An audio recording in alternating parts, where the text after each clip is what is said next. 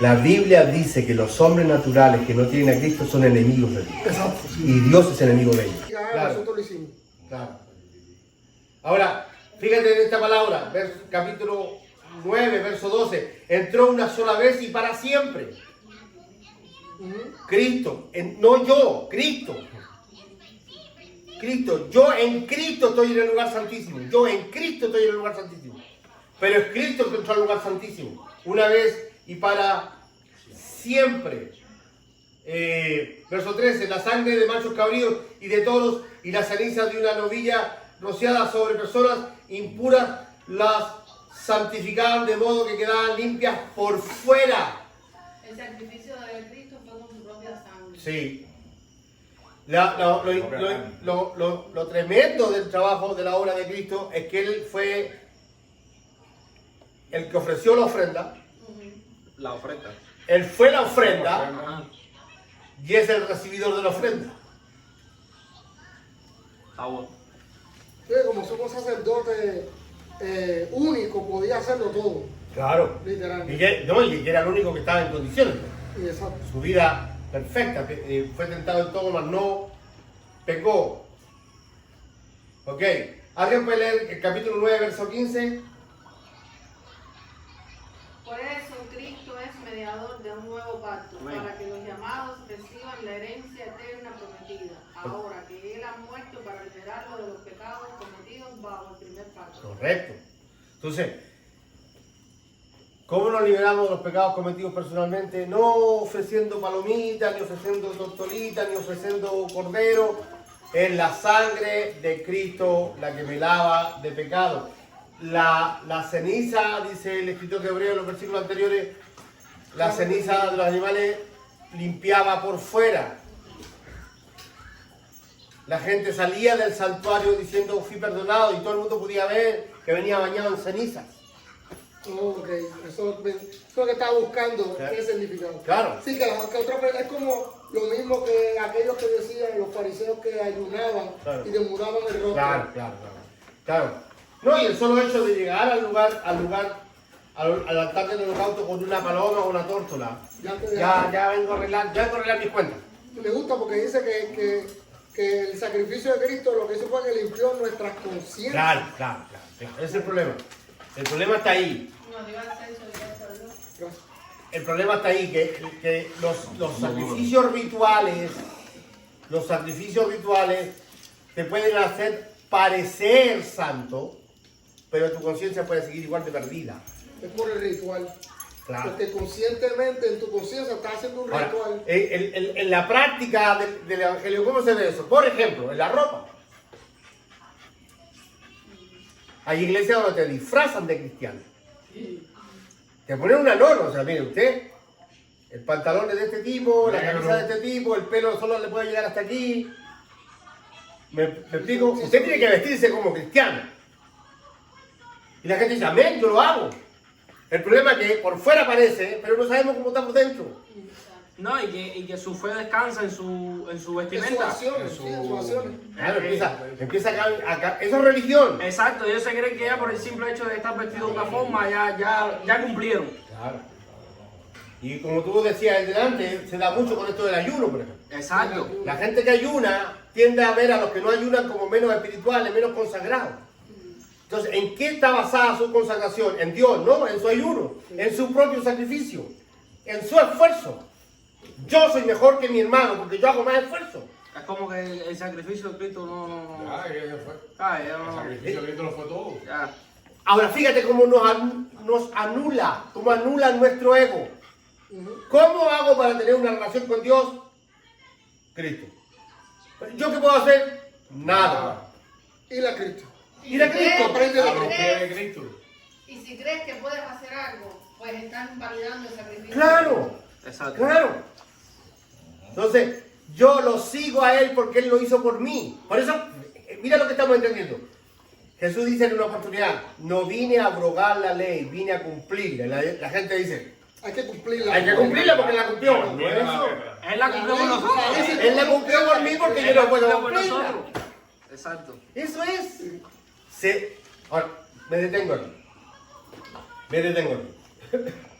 Quiero dar Déjenme explicar esto. ¿Eh? Una de las tentaciones que tenemos los que compartimos la palabra, una de las tentaciones que tenemos, una de las terribles tentaciones que tenemos los que compartimos la palabra, es tratar de simplificar el texto para que la gente lo entienda. Yo sé que se hace con una buena intención, pero es dañino. Es altamente nocivo. ¿Qué cosa? Por ejemplo, la tendencia es, la tentación es que cuando alguien me pregunta algo de la Biblia o me muestra un pasaje que no entiende, lo primero que yo hago es una ilustración. Trato de hacer una ilustración para que la persona entienda lo que el pasaje significa. O sea, le planteo mi propia parábola. El problema es que esa ilustración se convierte en la base de lo que tú crees. Y más tarde terminas explicando tu ilustración y no explicando el texto. Deja ponerte un ejemplo práctico. Alguien me dice, ¿cómo podemos entender esto de Juan 3:16? Porque de tal manera amó Dios al mundo que yo soy...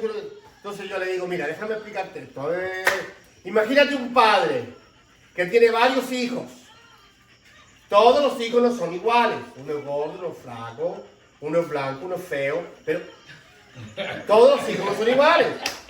Uno es negro, uno es blanco. Y el negro es feo. Pero el padre, esta persona dice, el padre los ama a todos por igual porque son sus hijos. Con esa ilustración queremos explicar Juan 3:16. Pero Juan 3:16 no dice eso. Dice una cosa totalmente distinta. Entonces, cuando yo ilustro, lo que estoy haciendo es opinar del texto. Hermano, nosotros no opinamos del texto. Nosotros dejamos que el texto hable por sí solo. La Biblia se autointerpreta. Digamos lo que el texto dice, no digamos lo que yo creo que el texto dice. ¿Sí está conmigo? Porque tratando de simplificar, empezamos a decir, mira, esto es como si, y esa explicación pasa a ser el soporte de nuestra base doctrinal y no el texto. Igual dice, eso quiere decir. Claro. La Biblia no quiere decir, la Biblia Ya dice. ves. Entonces, hay que estar atentos, ¿ok? Ok, qué bueno que nos estamos entendiendo. ¿Alguna pregunta? ¿Alguien quiere decir algo? Vamos bien. ¿Vamos bien? ¿Mañana mejor? Cristo es el mediador de un nuevo pacto. Amén. Cristo es mediador de un nuevo pacto. La iglesia está en el nuevo pacto. Ok. Vamos a saltarlo rápidamente. Vaya al capítulo 9, verso 23. Hermana Lore, ¿puede leer el verso 23? Fue pues necesario que las figuras de las cosas celestiales fueran purificadas así, pero las cosas celestiales mismas son con mejores sacrificios que estos. Pues no encontró Cristo en el santuario hecho de manos, figura del verdadero, sino en el cielo mismo para representarse ahora por nosotros ante Dios. Amén. Déjelo así. Lo que está diciendo el escritor, que todo el santuario y todo el sistema del antiguo pacto es, en una parte lo vamos a encontrar, dice que es sombra. Sí, o sea, en algún lugar celestial hay uno Que es que es perfecto. perfecto. Este es sombra. Esto era bonito, esto era maravilloso. La gloria de Dios estaba con Israel, el poder de Dios estaba con ellos. Dios sí perdonaba. Todo está bien, pero es solo sombra, es solo una maqueta. Es solo una muestra de lo real. No es lo real. ¿Ok?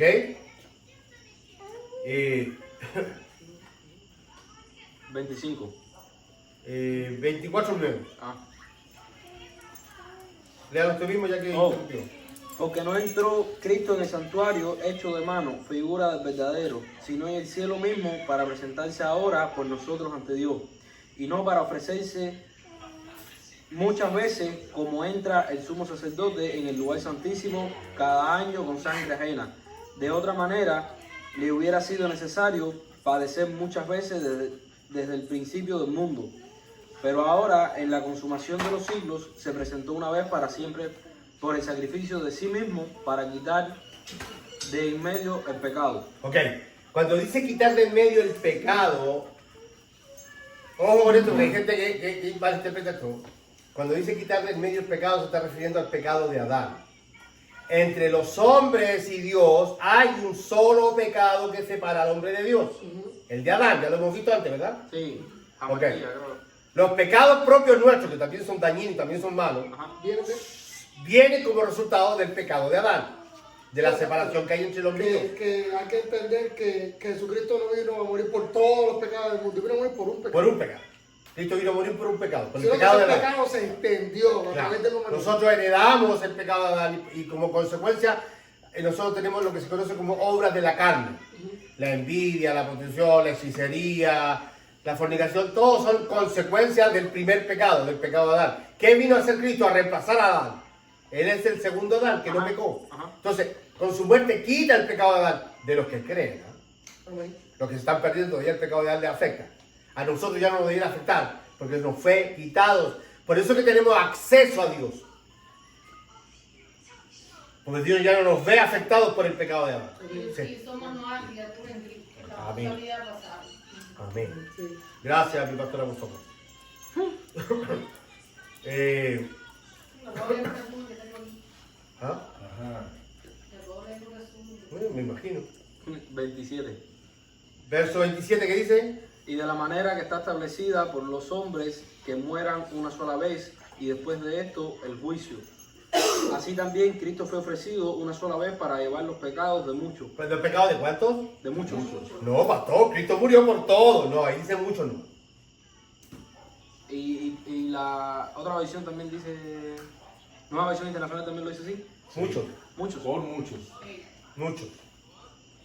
Sí, pero los pecados de muchos, De no muchos. muchos pecados. No, que es la diferencia. Que el pecado No, de- está hablando de muchos en base a Sí, pecados. a personas, no a pecados. que- Ajá. Sí, pero lo que hay que entender es que hay que sacarse la idea de que Cristo fue a la cruz por todo el mundo. Cristo no fue a morir por todo el mundo.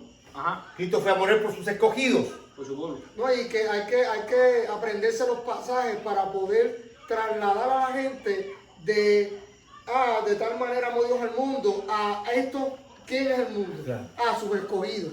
Porque el mismo Cristo dice a los que me diste. Sí. ¿Sabes? Tenemos que trasladarnos. Claro. Ese verso de por sí solo le quita la máscara. Exacto, sí. Pero después te dice para que todos los que en él creen. No O sea, se que ya no es pierdan. todo el mundo, Claro. solo los que creen. O sea, ahí Claro, mismo sí, Sí, pero ahí está el punto. Ahí- te lo veo al revés.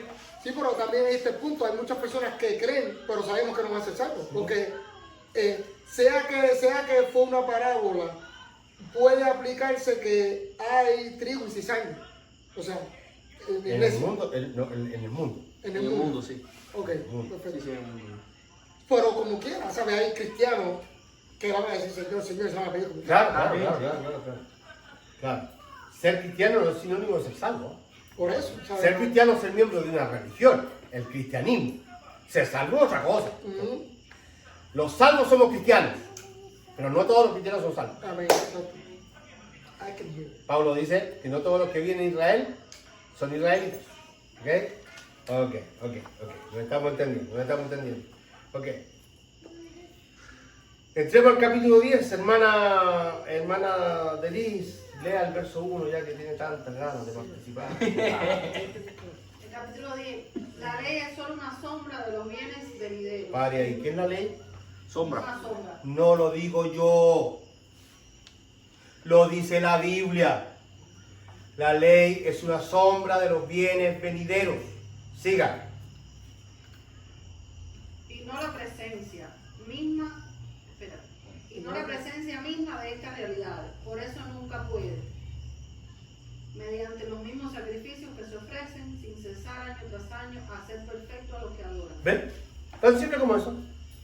La ley no puede hacer perfecto a los que adoran, porque la ley no puede salvar, porque la ley no puede cambiar, porque la ley lo que hace es acusarme de pecado. Y deja a condenar. Claro, la ley condena, porque yo no porque la ley sea mala, es porque mi pecado no me permite estar a nivel de lo que Dios demanda. Ahora, cuando dice no la presencia misma de esta realidad, ¿de qué realidad está hablando? De lo que dice en el capítulo De la anterior, ¿no? Ok, De lo que Cristo hizo. ok. Esa es la realidad, ese es el verdadero santuario. Ok. Cristo entró al verdadero santuario en el cielo cuando muere, ¿verdad? Loco. Y con él entramos nosotros. Ok. Entonces, la ley es sombra de esa realidad. ¿Cuál realidad? La que Cristo hizo por nosotros. ¿Sí? La obra de Cristo en el Calvario. ¿Ok? Quiero hacer tu voluntad. Así quitó lo primero para establecer lo segundo. Así quitó lo primero para establecer lo segundo. ¿De qué está hablando? De Cristo. Cristo es el que le dice al Padre, los sacrificios te cansaron, porque la gente sacrifica y no cambia. Te cansaron los sacrificios. Ok, mira, veamos una cosa. Aquí está mi cuerpo. Déjame hacer tu voluntad. Mátame a mí por ellos. Esa es la conversación, ¿ok? Sigue, hermano Abel. Y en virtud de esa voluntad somos santificados mediante el sacrificio del cuerpo de Jesucristo. Ok, ¿qué somos, Pedro? ¿Qué somos en esa voluntad? Santificados. La santidad no tiene que ver con nuestros esfuerzos de ser santos. La santidad es una imputación de parte de Dios para nosotros. Yo no soy santo porque me esfuerzo para no pecar. Yo soy santo porque Él me santificó. Aunque tú no quisieras. Porque si la entrada al cielo depende de lo tanto que yo soy, estoy perdido. Estoy perdido. Acabamos aquí. Yo y muchos más, que no quiero nombrar, pero están aquí. Mi santidad, la santidad que me lleva al cielo, la santidad que me va a llevar a reinar con Dios, es la que Dios me imputa. Él me está santificando, Él trabaja conmigo. ¿Ok? Sigue, hermano. Me gusta cómo lee porque lee en FM. Y en virtud, ahora vamos Bueno. a ratificar otra vez el 10. Y en virtud de esa voluntad somos santificados mediante el sacrificio del cuerpo de Jesucristo, ofrecido una vez y para siempre. ¿Ok? Todo sacerdote celebra el culto día tras día, ofreciendo repetidas veces los mismos sacrificios, que nunca pueden quitar los pecados. Pero este sacerdote, después de ofrecer por los pecados un solo sacrificio para siempre, se sentó a la derecha de Dios, en espera de que sus enemigos sean puestos por estrado de sus pies. Ok. ¿Sabes a qué se refiere con enemigos? Ay, aquí nos vamos a meter en un lío. Dice. La gente dice, los demonios, está hablando de los demonios, y los demonios están hace rato bajo control. Amarradito. La Biblia dice que los hombres naturales que no tienen a Cristo son enemigos de Dios. Exacto. Y Dios es enemigo de ellos. Y esos enemigos son los que se van a escuchar y van a tener que reconocer. Por eso que, Dice lo mismo, el mismo Jesucristo dijo que cuando aparezca su señal, todas las naciones se van a tener que arrodillar. y toda lengua confesará. Que Él es el Señor. Salvos y no salvos. Ujú. Por eso que la gran tribulación la pasamos acá. Claro que sí. Porque salvos y no salvos van a tener que decir, si eres el Señor. Sí, pero ya es tarde. Cambié la chip y ya. O como decimos los ciudadanos americanos, tu ley. ¿Eh?